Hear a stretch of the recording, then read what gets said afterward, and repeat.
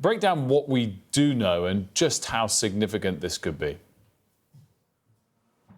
Well, we first got an alert to this. Actually, it was from the Ukrainians, but then we started hearing quite quickly from Polish authorities that Russian drones had entered its airspace and that it had scrambled both its own and NATO air defences in response. Now, the reason that this is important is because it's the first time that it has had to engage Russian assets in its own airspace. So many seeing this as a potential escalation. And we know that the Prime Minister is currently holding an emergency meeting to talk about how they should respond. But in the immediate aftermath, they responded by telling people living in the east of Poland, so near the border with Ukraine, to stay in their houses. They closed airspace over 4 airports, including the main Warsaw airport. That has actually just reopened, but people are being told to expect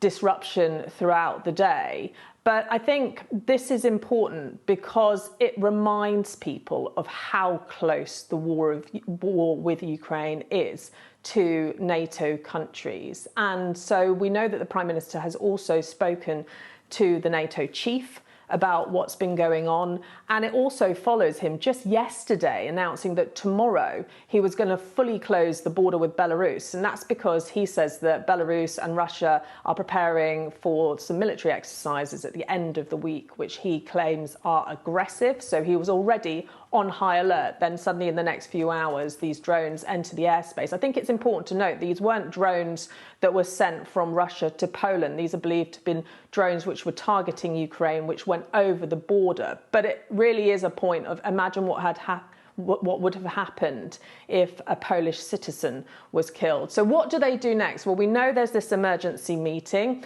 We know that they're talking to the NATO chief. They do have an option if they want to, potentially, of triggering Article 4, the NATO Article 4. That basically allows them to hold consultations with other NATO partners if they feel that their security is under threat. And that happened at the beginning of the war in Ukraine.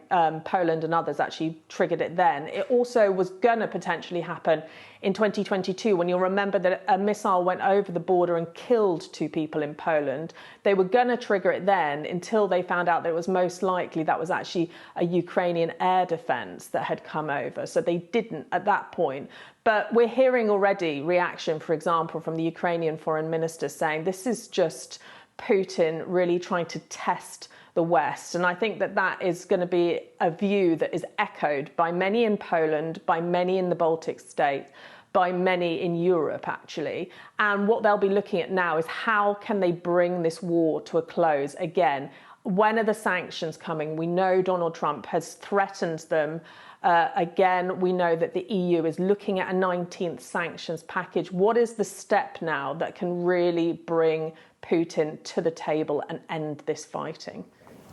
Siobhan, great stuff. Thanks very much for that. By the way, we just had a bit of developing news on that coming from Reuters, quoting local Polish news, Polsat News, that a drone did strike a residential building in Wierzyki, that's a place in eastern Poland. Nobody was injured. That's coming across Reuters, quoting Polsat News.